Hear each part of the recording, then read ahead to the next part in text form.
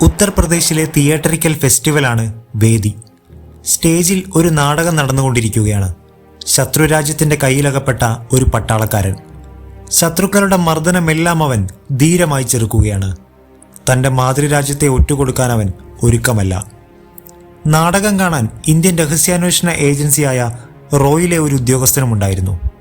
പട്ടാളക്കാരനായി വേഷമിട്ടയാളെ അദ്ദേഹം പ്രത്യേകം ശ്രദ്ധിച്ചു. നാടകത്തിന് ശേഷം അദ്ദേഹം നടനെ ചെന്ന് കണ്ടു. ഒരു ജോലി വാഗ്ദാനം ചെയ്തു. നാടകവുമായി ബന്ധപ്പെട്ട ജോലിയാണെന്നും താല്പര്യമുണ്ടെങ്കിൽ ഡൽഹിയിലേക്ക് വരാമെന്നും അദ്ദേഹം പറഞ്ഞു. 21 വയസ്സ് മാത്രം പ്രായമുള്ള ആ ചെറുപ്പക്കാരൻ അഭിനയത്തോടുള്ള തൻ്റെ അഭിനിവേശം കൊണ്ട് ഡൽഹിക്ക് പോകാൻ തന്നെ തീരുമാനിച്ചു. ആ തീരുമാനം തുടക്കം കുറിച്ചത് ഇന്ത്യൻ രഹസ്യാന്വേഷണ ചരിത്രത്തിലെ തന്നെ ഐതിഹാസികമായ ഒരേടിനാണ്. അന്നവിടെ ഉദയം കൊണ്ടത് ഇന്ത്യ കണ്ട എക്കാലത്തെയും ധീരനായ ഒരു ഉദ്യോഗസ്ഥനാണ്. ബ്ലാക്ക് ടൈഗർ എന്ന അപരനാമത്തിൽ അറിയപ്പെടുന്ന the one and only iconic Indian റോ ഏജന്റ് രവീന്ദ്ര കൗശിക്. 1952 ഏപ്രിൽ 11 രാജസ്ഥാനിലെ ശ്രീഗംഗ നഗറിൽ ജയം കൗശിക്കിൻ്റെയും അമലാദേവിയുടെയും മകനായി ജനനം. പിതാവ് സൈനികനായതുകൊണ്ട് തന്നെ ദേശസ്നേഹം കൂടപ്പിറപ്പായി തന്നെ അദ്ദേഹത്തിനൊപ്പം ഉണ്ടായിരുന്നു. പ്രാഥമിക വിദ്യാഭ്യാസം പൂർത്തിയാക്കിയ ശേഷം ബിരുദ പഠനത്തിനായി രാജസ്ഥാനിലെ തന്നെ ST ബിഹാനി കോളേജിൽ ചേർന്നു. കോളേജ് പഠനകാലത്ത് അദ്ദേഹം നാടകങ്ങളിൽ പ്രവർത്തിച്ചു പോന്നു. ഈ അവസരത്തിലാണ് ലക്നൌവിൽ വെച്ച് നടക്കുന്ന നാഷണൽ തിയേറ്ററിക്കൽ ഫെസ്റ്റിവലിൽ പങ്കെടുക്കുന്നത്. ഇദ്ദേഹത്തിൻ്റെ അഭിനയത്തിൽ മതിപ്പ് തോന്നിയ ഒരു റോ ഉദ്യോഗസ്ഥൻ ഒരു ജോലി വാഗ്ദാനവുമായി ഇദ്ദേഹത്തെ സമീപിക്കുന്നു. അഭിനയവുമായി ബന്ധപ്പെട്ട ജോലിയാണെന്ന് മാത്രമാണ് അദ്ദേഹം പറഞ്ഞത്.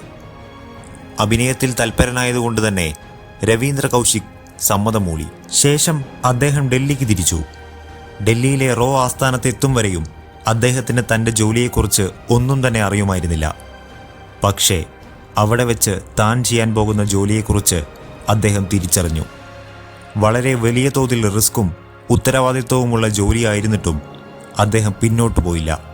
സൈനിക പാരമ്പര്യം ഉള്ളതുകൊണ്ട് തന്നെ അദ്ദേഹം ഉറച്ച മനസ്സോടെ ആ തീരുമാനമെടുത്തു.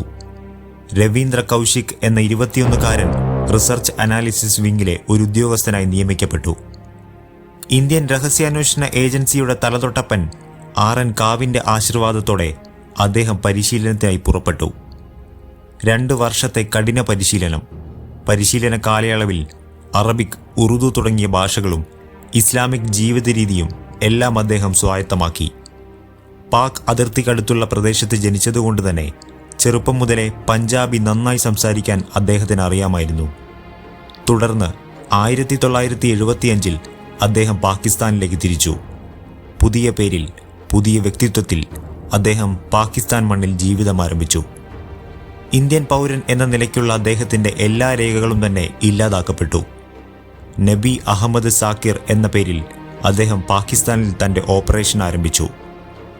കറാച്ചി യൂണിവേഴ്സിറ്റിയിൽ നിന്നും നിയമ ബിരുദം കൂടെ കരസ്ഥമാക്കിയ അദ്ദേഹം പാകിസ്ഥാൻ സൈന്യത്തിൽ ജോലി നേടാനുള്ള പദ്ധതികൾ ആരംഭിച്ചു.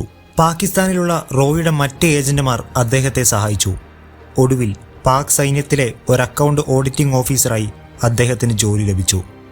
തുടർന്ന് സൈന്യത്തിലെ നിർണായക വിവരങ്ങൾ അദ്ദേഹം ഇന്ത്യക്ക് കൈമാറി തുടങ്ങി. പാക് പൗരനായി ജീവിക്കുന്ന അദ്ദേഹത്തിന് സ്വാഭാവികമായും ഒരു വിവാഹം കഴിക്കേണ്ടി വന്നു. ഗൾഫിൽ ജോലിയാണെന്നായിരുന്നു വീട്ടുകാരോട് പറഞ്ഞിരുന്നത്. അതുകൊണ്ട് തന്നെ കറാച്ചിയിൽ നിന്നും ഷാർജ വഴിയായിരുന്നു അദ്ദേഹം ഇന്ത്യയിലേക്ക് വന്നു പോയിരുന്നത്. റോയുടെ സുരക്ഷാ വലയത്തിലായിരുന്നു ഈ യാത്രകളെല്ലാം തന്നെ. തുടർന്ന് അദ്ദേഹത്തിന് മേജറായി സ്ഥാനക്കയറ്റം ലഭിച്ചു. ഇതോടെ ഉന്നത തലത്തിലുള്ള സൈനിക വിവരങ്ങൾ കൂടെ ഇന്ത്യക്ക് ലഭ്യമായി തുടങ്ങി. പക്ഷേ ഒരു ദിവസം ഇദ്ദേഹത്തിനുള്ള സന്ദേശവുമായി എത്തിയ ഒരു ഇന്ത്യൻ ഏജന്റിനെ പാകിസ്ഥാൻ സൈന്യം പിടികൂടി. ക്രൂരമായ ചോദ്യം ചെയ്യലിൽ അയാൾക്ക് പിടിച്ചു നിൽക്കാനായില്ല. തൻ്റെ പക്കലുള്ള വിവരം പാകിസ്ഥാൻ സൈന്യത്തിലെ ഒരു മേജറിന് വേണ്ടിയുള്ളതാണെന്ന് അയാൾ പറഞ്ഞു. അയാളുടെ വെളിപ്പെടുത്തലുകൾ അവിശ്വസനീയമായിരുന്നുവെങ്കിലും പാക് സൈന്യം പതിയെ സത്യം മനസ്സിലാക്കി. തുടർന്ന് പാക് സൈന്യം അദ്ദേഹത്തെ പിടികൂടി. തങ്ങളുടെ രോഷം മുഴുവൻ അവർ അദ്ദേഹത്തോട് തീർത്തു. അങ്ങേയറ്റം ക്രൂരമായി ചോദ്യം ചെയ്തിട്ടും അദ്ദേഹം തൻ്റെ മാതൃരാജ്യത്തെ ഒറ്റുകൊടുത്തില്ല. എന്നിട്ടും പാക് സേനയുടെ ക്രൂരവിനോദം തുടർന്നു. ഒടുവിൽ 1985 പാകിസ്ഥാനിലെ പരമോന്നത കോടതി അദ്ദേഹത്തിന് വധശിക്ഷ വിധിച്ചു. തുടർന്ന് മനുഷ്യാവകാശ സംഘടനകളുടെ ഇടപെടലുകൾ പ്രകാരം 1990-ൽ ശിക്ഷ ജീവപര്യന്തമായി കുറച്ചു. തുടർച്ചയായുള്ള മർദ്ദനം അദ്ദേഹത്തെ കടുത്ത ക്ഷയരോഗിയാക്കി മാറ്റിയിരുന്നു. ഒടുവിൽ 2001 നവംബറിൽ ഇന്ത്യയുടെ ധീരനായ പുത്രൻ പാകിസ്ഥാനിലെ മുൾത്താൻ സെൻട്രൽ ജയിലിൽ വെച്ച് അന്ത്യശ്വാസം വലിച്ചു. നമ്മുടെ രാജ്യത്തെ സൈനികരെയും യുദ്ധവീരന്മാരെയും എല്ലാം നമ്മൾ ബഹുമാനപൂർവ്വമായാണ് കാണുന്നത്. അവരുടെ വിജയങ്ങൾ നമ്മൾ ആഘോഷിക്കും. പരമോന്നത ബഹുമതികൾ നൽകി രാജ്യം അവരെ ആദരിക്കും. പക്ഷേ രഹസ്യാന്വേഷണ ഉദ്യോഗസ്ഥർ അങ്ങനെയല്ല. അവർ ജനങ്ങൾക്കിടയിൽ ഇറങ്ങി പ്രവർത്തിക്കുന്നു. അങ്ങേയറ്റം അപകടകരമായ സന്ദർഭങ്ങളിൽ പോലും ഒറ്റയ്ക്ക് മുന്നോട്ടു പോകുന്നു. മാതൃരാജ്യത്തിൻ്റെ സഹായം പിടിക്കപ്പെടുന്നത് വരെ മാത്രം. പിടിക്കപ്പെട്ടാൽ രാജ്യം നിസ്സഹായമാണ്. പക്ഷേ രാജ്യമൊരിക്കലും അവരുടെ നിസ്വാർത്ഥ സേവനം വിസ്മരിക്കില്ല. കാരണം നമ്മുടെ ഓരോരുത്തരുടെയും സ്വൈര്യജീവിതം കെട്ടിപ്പടുത്തത് ഇത്തരത്തിൽ നിസ്വാർത്ഥ സേവനം നടത്തിയ മനുഷ്യരുടെ ജീവനും ജീവിതത്തിനും മുകളിലാണ്. അവർക്ക് വേണ്ടി നമുക്കെന്ത് തിരിച്ചു ചെയ്യാനാകുമെന്നറിയില്ല. ഒരുപക്ഷെ ഒരിറ്റ് കണ്ണീർ, അല്ലെങ്കിൽ ഹൃദയത്തിൽ നിന്നൊരു സല്യൂട്ട്. ജയ് ഹിന്ദ്.